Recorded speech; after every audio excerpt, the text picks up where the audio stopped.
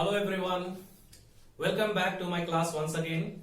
So in the previous class we discussed about the Union Legislature. In that I taught you about Lok Sabha and Rajya Sabha and the functions of the Parliament, and I hope you all have understood it. And today we'll be discussing the second important topic of civics, that is Union Executive. So in this Union Executive, we'll be doing the President and the Vice President. So it is given over here, Union and the President and the Vice President. And within the President, we'll be discussing about the qualifications, composition of electoral college, reasons for indirect election, terms of the office of the President, procedure of impeachment. I'll discuss everything in detail, and the powers of the President, that is executive powers, legislative powers, financial powers, judicial powers, and the discretionary as well as the emergency powers of the President. And after completing the President, we'll be discussing about the Vice President. So let us begin with the Union Executive, the President. As you all know that our first President of our country was Dr. Rajendra Prasad, and the present President of our country is Sri Ram Nath Kovind. So here is the list of the President. Here is the list of the President from the beginning till today. It's mentioned over here from the top, from Dr. Rajendra Prasad and till today, Ram Nath Kovind. So today we'll be discussing about the President of our country. Many of our students, though they live in the constitutional democracy, but many of them, after reaching class 10 even, they don't know the name of the President of our country. Many of them are confused. If I ask them what is the name of our President, many of them they say Narendra Modi. So there is a difference between the Prime Minister and the President of our country, because we have a parliamentary form of government. We have a parliamentary form of government. In the parliamentary form of government, President is there, Prime Minister is there, as well as the Council of Ministers are there.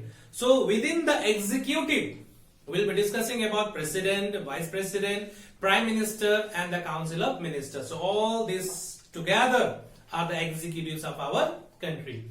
So before I discuss our main topic, I would like to tell you about there are two forms of executive. The first one is the permanent executive, and the second one is the political executive.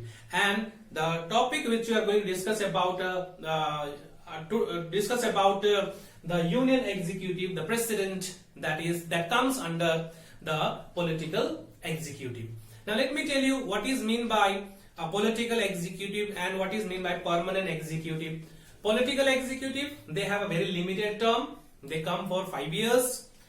But the permanent executives are the real executives who actually looks after the administration of the country. They are termed as bureaucrats or they are civil servants. So their tenure is very long. They retire after the age of 65. But this temporary executives or the political executives, they come for the term of 5 years. So before coming to the main topic, I would like to tell you about the parliamentary and the presidential form of government. In a parliamentary form of government, President is the nominal head of our country or the nominal executive of our country, whereas Prime Minister is the real head of our country. In a presidential form of government, there is only one executive who holds both the powers, nominal powers as well as the real power. That is in the case of the President of America. So let us now come back to our main topic of civics, chapter number 2, that is the President, which comes under the Union Executive. So first of all, qualification. Why I wrote this on the board to make you understand what are the qualifications required to become the president of our country. The first one is that you all know in the previous section also we discussed about Lok Sabha, Rajya Sabha, the members qualification, the citizen of India. The person must be a citizen of India. And second one, there is a difference. Second one, there in Lok Sabha we discussed about a person must be 25 years and above, and in Rajya Sabha members qualification 30 years and above. Here it is mentioned the person should not be less than 35 years. That means 35 years and above. 35 plus. For the member of Lok Sabha, 25 plus. For the member of Rajya Sabha, 30 plus. And to become the president of our country, 30 plus. That means should not be less than 35 years of age. Now, next one is office of profit. It is said. That means person should not hold any office of profit under the government. It is similar in the case of Lok Sabha as well as Rajya Sabha. So the last one, the fourth one, this is the important one. This is not applicable in Lok Sabha as well as in Rajya Sabha. Here the person should not be a member of either house. Person should not be a member of either. That means the person who wants to contest the election of the president should not be a member of either house. That means member of Lok Sabha or Rajya Sabha. He should not be a member of Lok Sabha or the Rajya Sabha. But that is allowed in the case of the member of parliament. That means a member of Lok Sabha, to be a part of the government, he can be a member of Rajya Sabha even. Okay, so here the person should not be a member of either house. Either house means member of Lok Sabha or the Rajya Sabha. He should not be a member of Lok Sabha or the Rajya Sabha. So this is all about the qualification required to become the president of our country. That means 35 years plus. 35 years plus. Okay. Now, next topic we'll discuss about is next topic. So the next topic I'll teach you about the composition of electoral college. Composition of electoral college. That means who elects the president? Who elects the president of our country? We. Not possible. So the president of our country is elected indirectly. But who elects the president indirectly? So the body which elects the president is known as electoral college. Electoral college, which is also known as PEC, Presidential Electoral College. Presidential electoral. So now who all are involved? Who all are the members of electoral college? Number one, members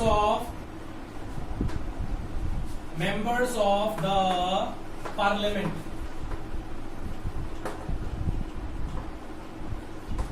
Members of the parliament. That means both. Members means both the houses of LS and RS. Lok Sabha and Rajya Sabha.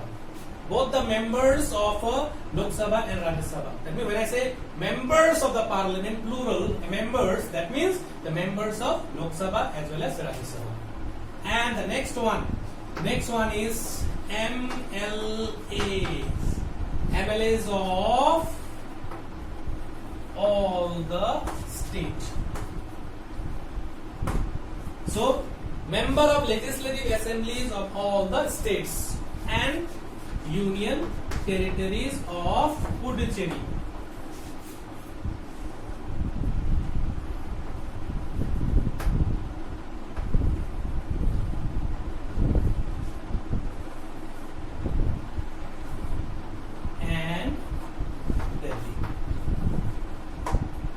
So, Delhi, there should not be a confusion, Delhi is a union territory. So, member of the parliament, that is Lok Sabha and Rajya Sabha, and the member of legislative, MLA, member of legislative assemblies of all the states and the union territories of Puducherry and Delhi. They all together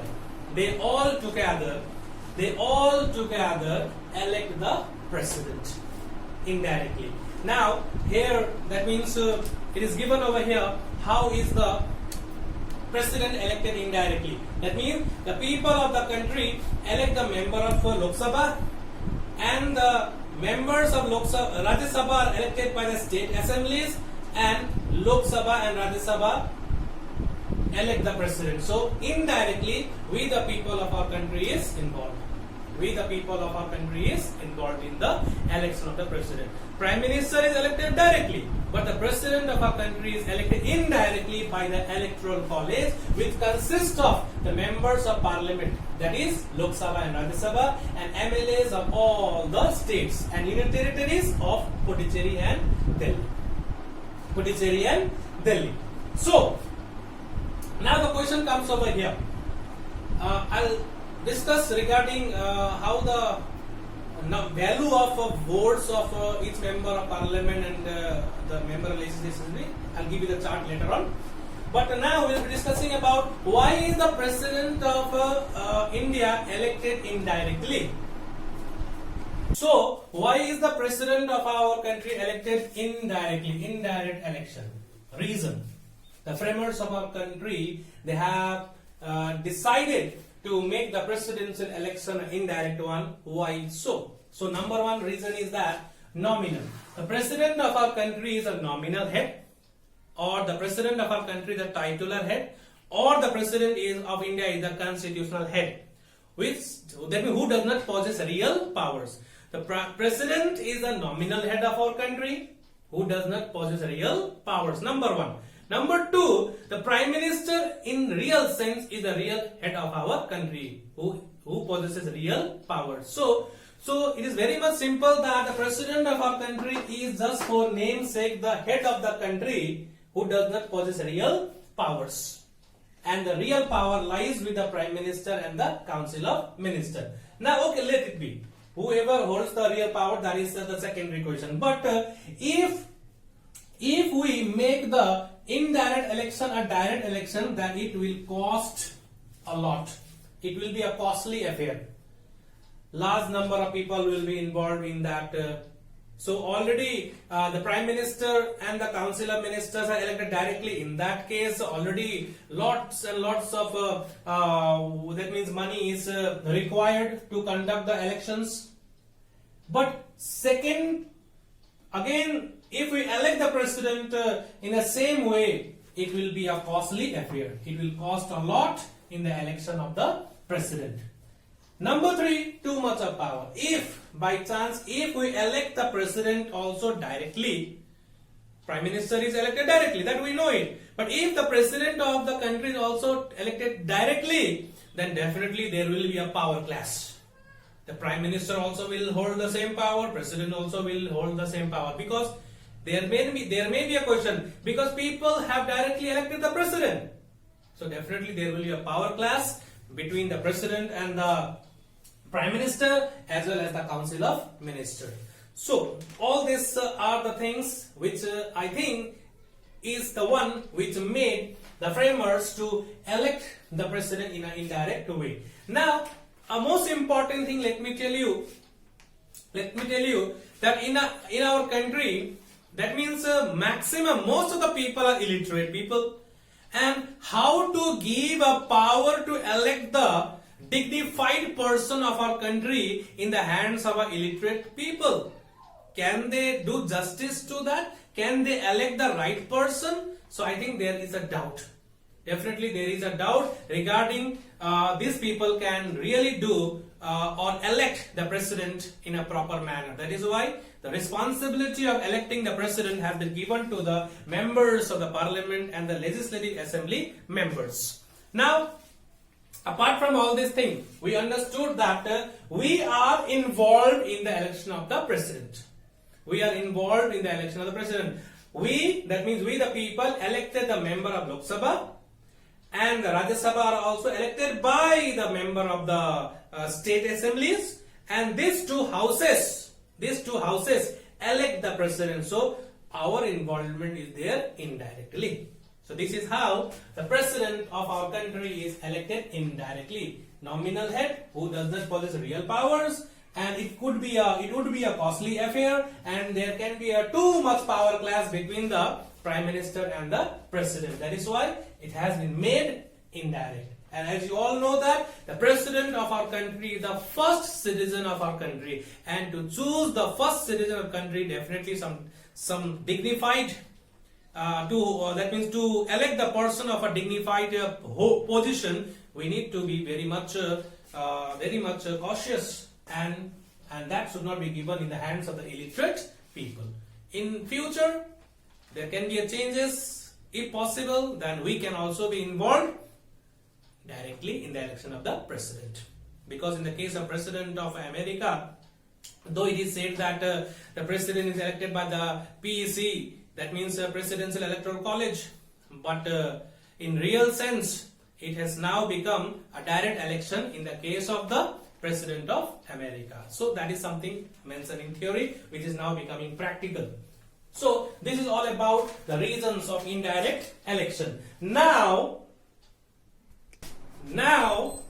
we'll be discussing about the term. What is the term of the President of our country? Very, very simple. 5 years. How many years? 5 years. So before that, can he be removed? Definitely he can be removed if he goes against the constitution. That is to the process of impeachment. So what is the meaning of impeachment? I have given over here. So you can go through this. This is the meaning of impeachment. It's given over there. Now, let us discuss why and how if the president of our country is impeached. Or before that, suppose once the president holds the office, he has a term of 5 years. He can complete it, but presidential office can remain vacant if he resigns. So regarding the resignation, he can give a resignation to the vice president of the country, and vice president will submit it to the speaker of the Lok Sabha. And then if he resigns, or if he dies, or if he has some problems regarding domestic problems, then that time also he can resign. But he cannot be removed in a ordinary manner. He can be removed in a very different way, different manner. Because the president of our country can also be removed if he goes against the constitution.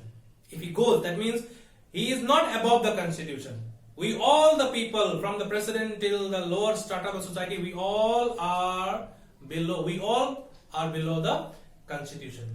So why is the president being removed in this manner? Because people hold very much respect for the president, so it should not bring any bad name to the president that president, all the presidents are like that. So they are removed in a very dignified way, or we can say the process of removing the president of our country is known as impeachment. Impeachment. The process is known as impeachment. The word itself, it makes us clear what is the term impeachment. So what is the procedure of impeachment and how the impeachment procedure takes place? So number one by one I'll try to make you understand. So you please zoom it a little bit, I'll make it clear.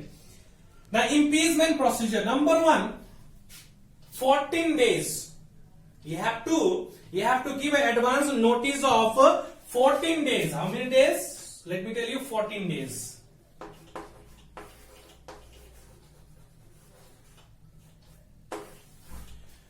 Before 14 days, you have to give the notice, and that notice should be signed by 1/4 of the total members of the house. Now, one more thing, let me clear you. If the Lok Sabha passes a resolution, then Rajya Sabha will investigate it. If Rajya Sabha will pass the resolution, then Lok Sabha will investigate. So it is vice versa. It is vice versa. That means if a Lok Sabha imposes an allegation, then Rajya Sabha will investigate it, and if Rajya Sabha imposes an allegation, then Lok Sabha will investigate it. So 1/4 of the total member of the house, suppose Lok Sabha, suppose for example Lok Sabha imposes an allegation. So 1/4 of the total member of the house must sign the resolution and must be submitted 14 days in advance, and then 2/3 members of the house will check it properly whether the resolution should be passed or not for the impeachment. So if 2/3 of the member of the house, 2/3 of the member of that same originating house, suppose 14 days before 1/4 of members submitted a impeachment resolution in the Lok Sabha, then Lok Sabha will go through it, and 2/3 of the member, if they pass the resolution impeachment motion, then it will be investigated by the Rajya Sabha. It need to be passed. It need to be passed by the Lok Sabha. If Lok Sabha permits, yes, impeachment procedure should continue, and it is passed by 2/3 of the total member of the house. So 2/3 into 543, whatever number comes, that is the total number of the house. Then after that, after being passed by Lok Sabha or Rajya Sabha, let us say Lok Sabha passed a resolution for the impeachment, then next house will investigate it. Rajya Sabha will investigate it. Rajya Sabha will investigate it, and Rajya Sabha, during the investigation, the president is also present, and he has also been given the right to defend himself. He can hire a lawyer also. So in the presence of the president, the hearing will take place in Rajya Sabha, and if proved, there is a term called the president can be removed if he is proved misbehavior. Proved, that is a term in the constitution. If proved misbehavior, if he has gone against the constitution and that has been proved, then he will be impeached. So that impeachment, the last one, 2/3 member of the other house, the investigating house, if they proves that the president is found guilty, then the president stands impeached, and then he stands impeached from the date of the impeachment motion passed in the house. The day on which the impeachment motion was passed in the house, from that day he will stand impeached and he will be removed. So this is the entire process of impeachment. This is the entire process of impeachment. If you are asked how is the president of India impeached, then definitely you can say the president can be impeached in a very different way. If the Lok Sabha imposes an allegation, then Rajya Sabha will investigate it. If Rajya Sabha imposes an allegation, then Lok Sabha will investigate it. So before 14 days, that means 1/4 of the total member of the house must submit the request, that is a resolution for removing the president, and that will be checked by the president. That will be checked by the members of the Lok Sabha or the Rajya Sabha, and it will be passed by 2/3 member of the total member of Lok Sabha, and then the investigation process will start in the other house. So it continues vice versa. So once again, welcome back. Now we'll be discussing about the powers of the president. Powers of the president. First one is executive power, second one is legislative power, financial power, judicial power, discretionary power, and the emergency power. So we'll be discussing one by one all the powers in detail. Now, the executive powers of the president of our country. The first one, executive powers. Now, all the executive orders are issued in the name of the president. All the executive orders are issued in the name of the president. Now, the second important point in the executive power is that president forms the council of ministers. How it is done? Prime Minister is appointed by the president, and the other ministers are also appointed by the president on the advice of the prime minister. First of all, the head of the majority party will be appointed by the president, and the other ministers who are chosen by the prime minister will also be appointed by the president. So altogether, Prime Minister forms the Council of Ministers. President forms the Council of Ministers. Now next one we have is the President has the power to appoint and remove the high dignitaries of the state. Like judges of Supreme Court are appointed by the President. Judges of High Court also are appointed by President. The next one we have is chairman of Union Service UPSC, Union Public Service Commission chairman are also appointed and can be removed by the President. Then we have is the chairman of a planning commission. Then again economic commission. Then the chief election commissioner of our country is also appointed by the President. Then we have comptroller and auditor general. Then we have attorney general of India. So these people are the high dignitaries of our country. They are appointed as well as can be removed by the President, which comes under the executive powers of the President of our country. Now next one we have is, apart from that we have is, I'll make it more clear. Just stop it. So on the board, okay, I'll explain it.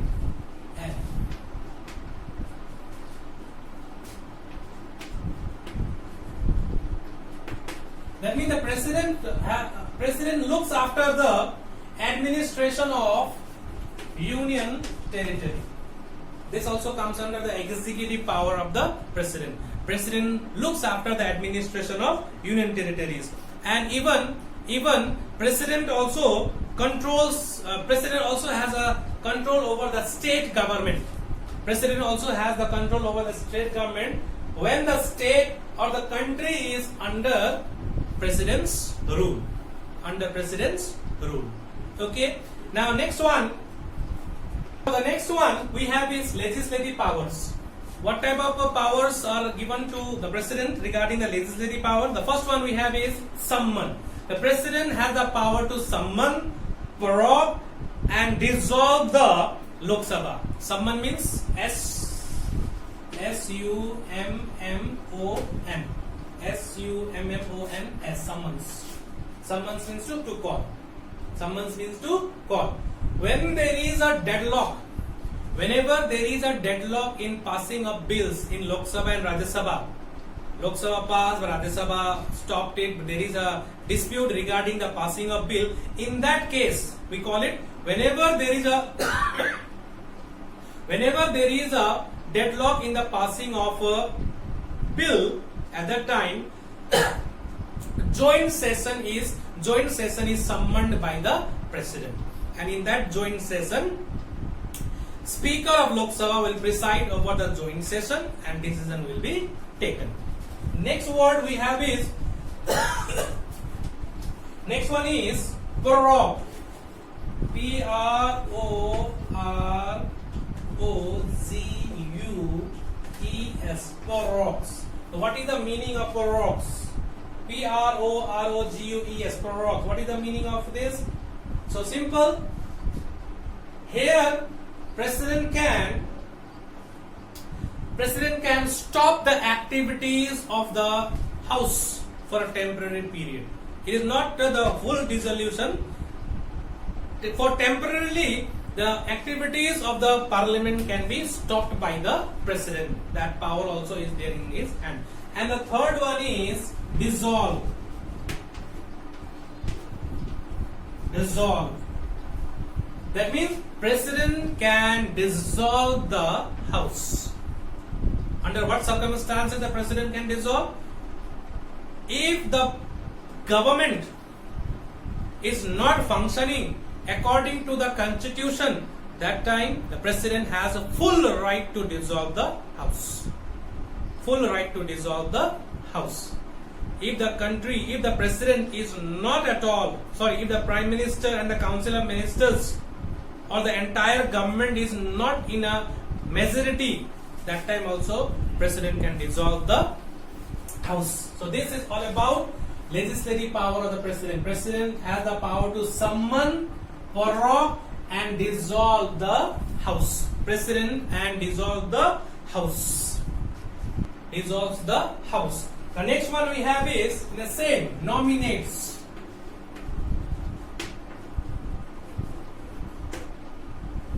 President nominates, as I taught you in the previous class, President nominates 2 members in the Lok Sabha.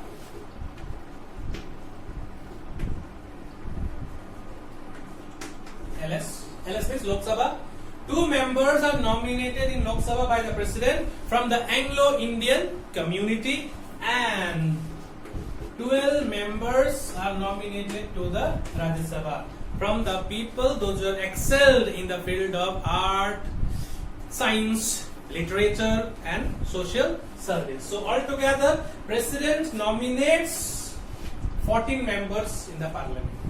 14 members are nominated in the parliament. So 2 to the Lok Sabha and 12 to the Rajya Sabha. Now next we have is we call it next we have is presidents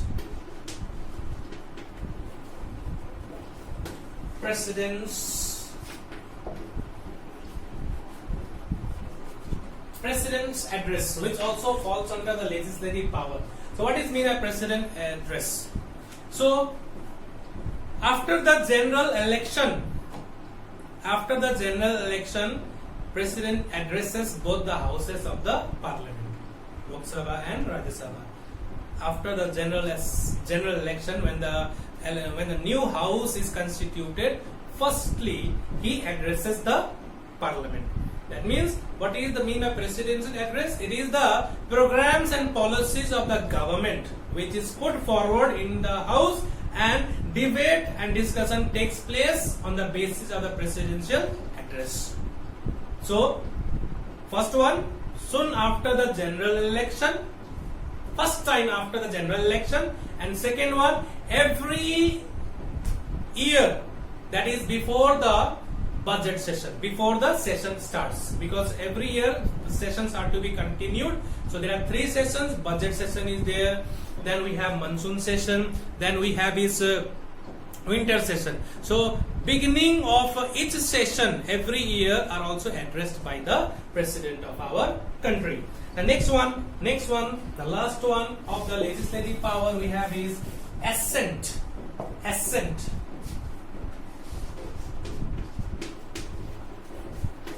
What is the meaning of assent? Signature, permission. Assent to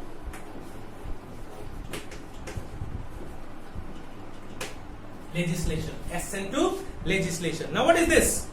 Lok Sabha passes a bill, sends to Rajya Sabha. Rajya Sabha also makes it okay. Then after the bills being passed in both the houses, it is sent to the president for its assent. So president, if he thinks the bill is okay, then he will sign it. That means no bill can become an act until being signed by the president. So it needs to be, every bill needs to be authenticated by the president of our country. So these are the legislative powers of the president. President can summon, prorogue and dissolve the house. President nominates 2 members to Lok Sabha, 12 members to Rajya Sabha. Then president addresses every year before the session starts, and every bill becomes an act when signed by the president. So without the signature of the president, the bill cannot become act. So in the beginning of the chapter, I told you the 3 constituents of the parliament: Lok Sabha, Rajya Sabha and the president. So all these 3 together are very, very important for any legislation to be done in our country. Now next one. So now the financial powers of the president of our country. So one by one, I just simply wrote money bill, budget, controls over the contingency fund. So now listen to me, look at the board properly, I'll make you understand. Money bill. Money bill is a bill which involves money matter. Money bill cannot be introduced in Rajya Sabha, that we discussed in the previous class. Money bill can only be introduced in Lok Sabha, that much we know. That much we understood also. Now, money bill cannot be introduced in the Lok Sabha without the prior consent of the president.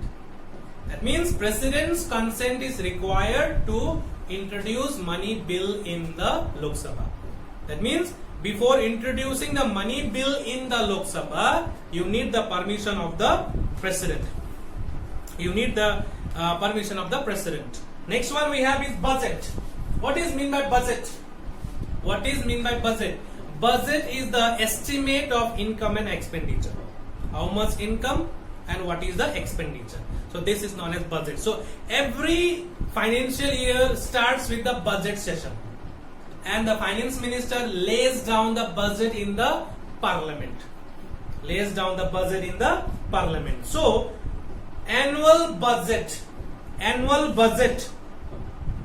is laid down in front of the parliament by the finance minister on behalf of the president. So finance minister lays down the budget in front of the parliament on behalf of the president of our country. The next one we have is controls. President controls the contingency fund. What is the meaning of contingency fund? Contingency fund means fund for emergencies. Fund kept for emergencies. Emergencies or mainly economic. Whenever there is an economic crisis in the country, this fund which is in the hands of the president, he can allow. So this is all about the financial powers of the president of our country. So we discussed, number one, we discussed executive powers, legislative powers, then financial powers we discussed right now. Now we'll be discussing about now judicial.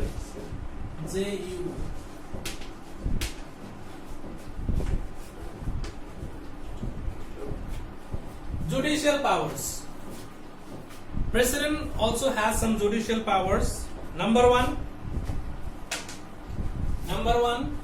President can grant pardon. What does it mean, pardon? Lower court has punished, and this way through appeals, the case has reached to the Supreme Court, and Supreme Court has given the death sentence or the lifetime imprisonment. In such situation, the last option left for that convict is to write an application or apply to the president for mercy petition. Mercy petition. So president will go through the mercy petition. If the person is convicted for breaking the union laws, then definitely president will not show mercy. But sometimes in certain cases, president shows mercy by changing the death sentence into a lifetime imprisonment, and sometimes reducing the lifetime imprisonment to certain time. Suppose lifetime imprisonment, so he may reduce it 2-3 years from that. So that much can be done. The president has the power or right to grant pardon. The next one we have is sometimes he can cancel also. Sometimes he can the next word is pardon, reprieve. What is the meaning of reprieve? First one is grant pardon, second one is reprieve. What is the meaning of reprieve? Very simple, cancel or postpone. Reprieve means certain punishment is given, or it can be cancelled or postponed. The punishment can be postponed. Suppose after 5 days you are to be hanged, then that can be reprieved by the president. It can be postponed. The same thing happened in the Nirbhaya case also. We saw the verdict being taking a long time, decisions given, but it took time for the actual judgment. The next one we have is respite. These are the terms normally used: grant pardon, reprieve, and the next one is respite. Now, simply a literary meaning of respite is short period of relief. Punishment cannot be withdrawn, but for a short period you can be given a relief. Short period of relief can be given by the president. So this is all about the judicial powers of the president. President can grant pardon, then president can reprieve, he can postpone the punishment and respite. He can also temporarily give relief to the culprit. Now next one. So next one, number 5, discretionary powers. What are the discretionary? Means the power of his own. As you all know that whatever powers we discuss right now actually belongs to the Prime Minister and the Council of Ministers. As you know that Prime Minister is the real head, so real power belongs to the Prime Minister. So whatever right now we saw, all these powers are in the hands of the Prime Minister and the Council of Ministers. So discretionary power. What is mean by discretionary power? Power of his own. Can he do anything of his own? Yes, of course. So whenever the government does not function according to the constitution, then president, without asking anyone, he will dissolve the Lok Sabha. He will dissolve the Lok Sabha. Next one is whenever there is no party, like after the general election, a party which comes in majority will form the government. We know it. But if there is a condition where there is no party in a position to form the government, in that case what to do? No party is in a position to form the government. In that case, president will call any of the party and will give him a chance to form the government by proving the majority in the Lok Sabha. So that decision is his own. His opinion, he can think that Congress can form or BJP can form. Both are in no position. Both are not in a position to form the government. In that case, his opinion will decide what to do. So for that, he will call any of the party leader and he will ask him to form the government and to prove his majority. That is his own power to decide. Next one is his own discretionary. Once again means a power of his own. Whenever a bills being passed from both the houses reaches to the president, in that case, if he is not happy or if he is not satisfied with the bill, he can send it back to the house for reconsideration. He can send it back. It doesn't mean that in the first instance only the bill has been sent to the president. President has to sign. It's not like that. It's not compulsory. So he can return the bill back to the house. And second time, if the bills are being passed from both the houses again, then president definitely has to put his signature. He has to sign it. That is very, very important. So this is the discretionary power of the president of our country. Now next one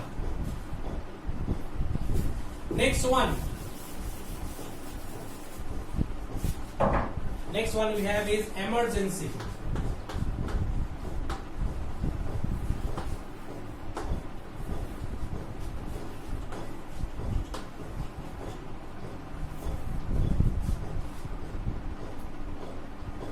Emergency powers. What is the meaning of emergency power?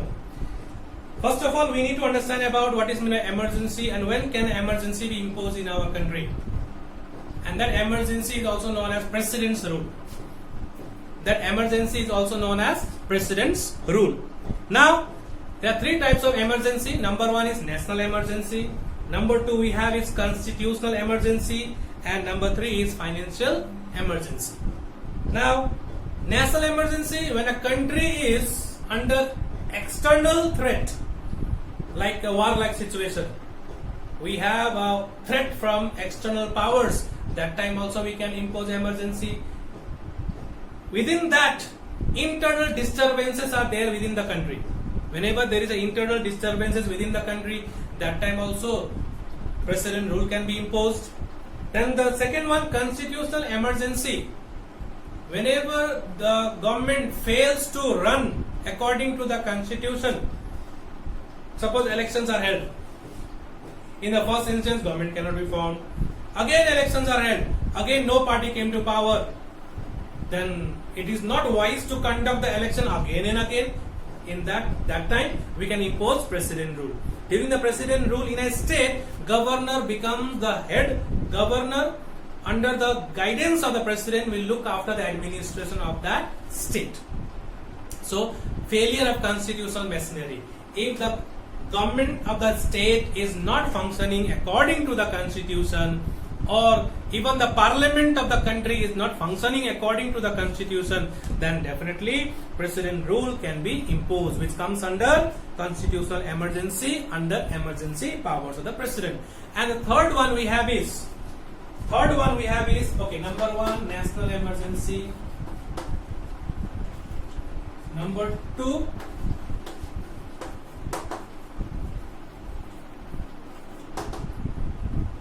constitutional emergency.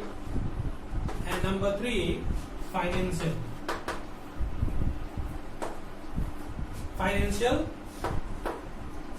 emergency. When the country's financial condition becomes unstable, that time also financial emergency is imposed by the president. So there should not be a confusion, my dear, that that means president has so much of powers, but all the powers are given to him by the prime minister and the council of ministers. That we must keep it in mind. Okay. Now,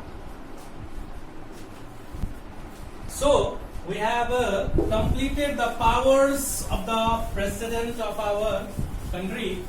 We discussed all the important powers required in our syllabus, like legislative powers, executive powers, financial power, judicial power, discretionary power, and the emergency power. So apart from all this, my dear, there are certain powers which you all must know, like military powers. Military powers. So you must know that president of our country is the supreme commander of the defense forces of our country.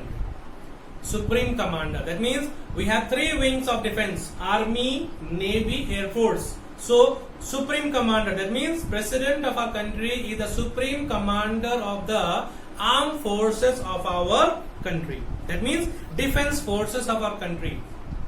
Is the head, is the supreme commander, is the supreme commander. President also has the power to declare war as well as to conclude peace. President can declare war as well as conclude peace. So you may think, oh, president is so powerful, he can declare war. No, actually, theoretically, he is to do so. He has been given the power to declare war, but only on the advice of Prime Minister and the Council of Ministers. Only under the advice of Prime Minister and Council of Ministers. So he follows the Prime Minister and the Council of Ministers. That means he has to follow the powers been given by the real executive of our country. Now, Supreme Commander, he can declare war, he can conclude peace. Then apart from that, some diplomatic powers are also there. Like the President of India represents the nation in international conferences. He appoints Indian representatives to represent in other countries. He receives ambassadors coming from foreign countries. He sends ambassadors to other countries. So all the important international treaties are signed in his name. The international treaties means agreements between two countries. International treaties are signed in the name of the president. So all these are the powers and functions of the president of our country. So by going through so much of powers, you may think that the president definitely can become a dictator of the country. Army is under the, that means all the defense systems is in his hand. So can he become a dictator? Answer is no. The framers of our country has made our constitution in such a way that he has been given so much of powers, but those powers he can utilize only on the advice of Prime Minister and the Council of Ministers. So I hope you understood this topic about the president. So executive of our country, the first executive we discussed, the president. Now let us discuss about the president of our country. President, I hope you all understood it. Now we'll be discussing about the president of our vice president of our country. In short, I will try to discuss it because there is nothing much to discuss about the vice president of our country. So, vice president of our country. So, now the second important topic from this chapter is the vice president. So, in this vice president, we don't have to discuss much. Number one,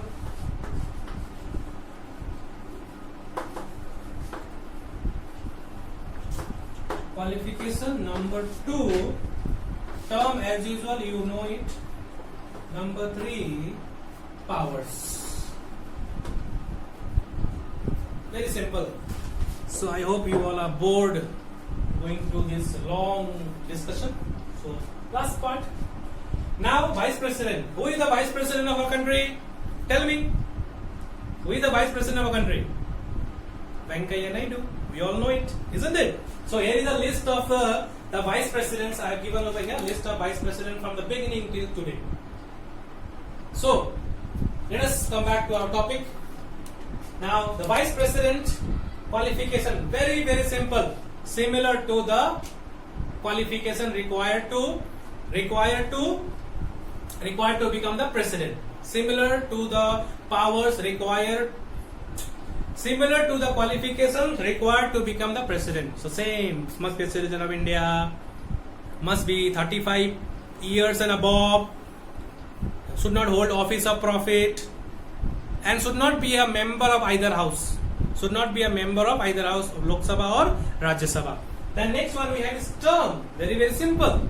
The term of the president is, vice president is 5 years. And the last one, the powers. Powers, number one, vice president of our country is the ex officio chairperson of Rajya Sabha, which we have discussed while discussing about Rajya Sabha. The chairman of Rajya Sabha is the vice president. So by default, whoever becomes the vice president will be the chairperson of Rajya Sabha. Now powers. It is not that the powers are similar to the powers given to the president. It's not that. In the absence of the president of our country, he can look after the house. He can work in the president office in the absence of the president. Now, just a minute. Election procedure is very very simple. He is the vice president of our country is elected by the member of parliament, both houses of the parliament, only the member of Lok Sabha and Rajya Sabha. So legislative assemblies of states are not at all involved in it, and the vice president cannot be removed through a process called impeachment.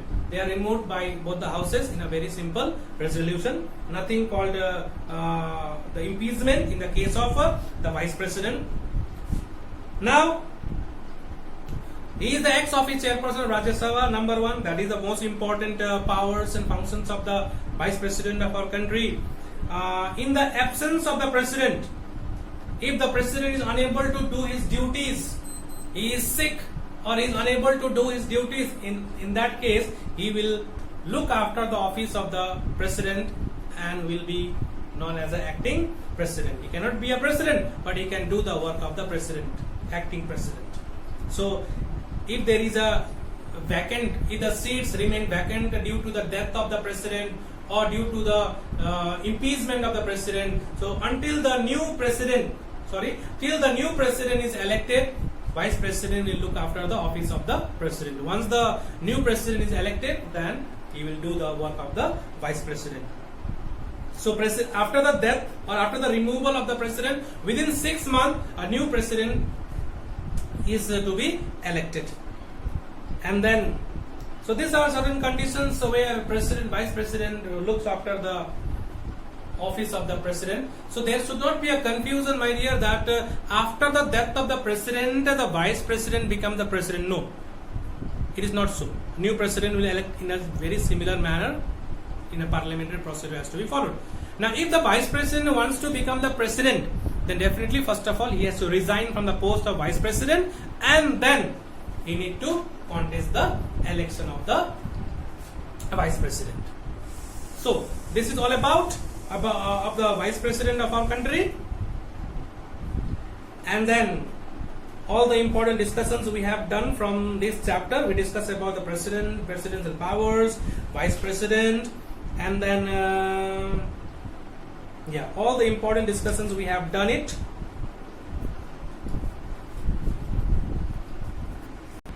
So before I end this chapter, I'd like to tell you about this. Just how are the members of the how is the president of India elected? Elected by the member of the parliament, members of the parliament, plus the members of state assemblies. So indirectly. So what is the value of one vote? Suppose, for example, I am the member of parliament, one member. I am the member of parliament. What is the value of vote? Suppose I cast one vote. So what is the value of one vote? In a similar manner, suppose I am the MLA of a state. So what is the value of my vote? How many people I am representing to elect the president as well as the vice president? So you can see here, value of votes of MLAs, value of vote of all the MLAs. How it is found out? The value of votes of MLAs, total population of a state. What is the total? So it varies from state to state. Some states have a large population, some are small population. So this will be applicable in all the states. So total population of a state divided by total number of elected MLAs. So how many members are there in the state of West Bengal? That means Legislative Assembly of West Bengal. How many members are there? That many numbers will divide the total population of West Bengal. Example I am giving. Divide by 1,000. Divide by 1,000. So that will be the number of vote of one MLA. The similar manner.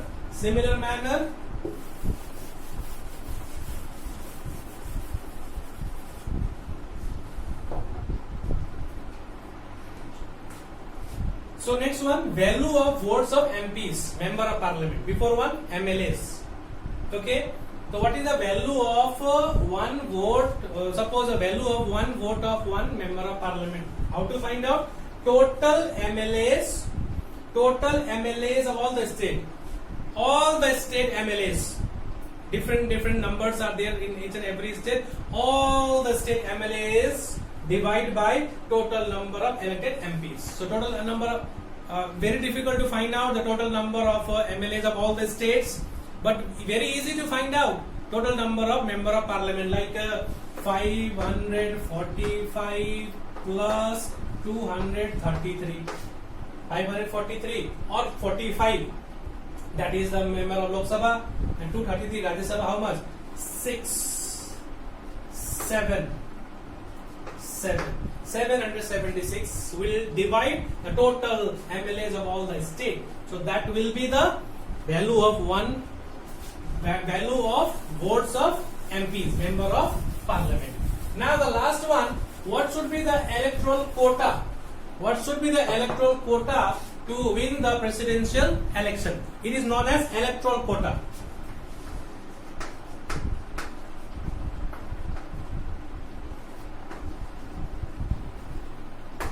Electoral quota. What is the electoral quota? So number of valid votes, that means many of the votes will become invalid. So total number of valid votes divide by 2, and then you have to add 1. So that will be the electoral quota to win the election of the president. So my dear children, so this is all about the calculation which you can do it at home, simple formula. Now we have come to the end of the chapter. Now I request you all to watch it properly from the beginning till the end, and I'll be giving you certain questions which you can check it from the description of this video. I have given it over there. You can check the description box. From there a link will be shared with you where you will be given the questions of the topics taught today. So you will be doing it in your copies. In the next class we'll be discussing. I'll be teaching you Prime Minister and the Council of Ministers. That will be the last topic from chapter number 2, and after completing that, question answers will be given, and then we'll move on to start with the history. So many of the students are waiting for history, so I'll start that also. So till then, work hard in the sense that you have been given the assignment also, and side by side I am giving you the question answers also, so you have to complete each and every one. So till the time, take care, stay safe. Thank you.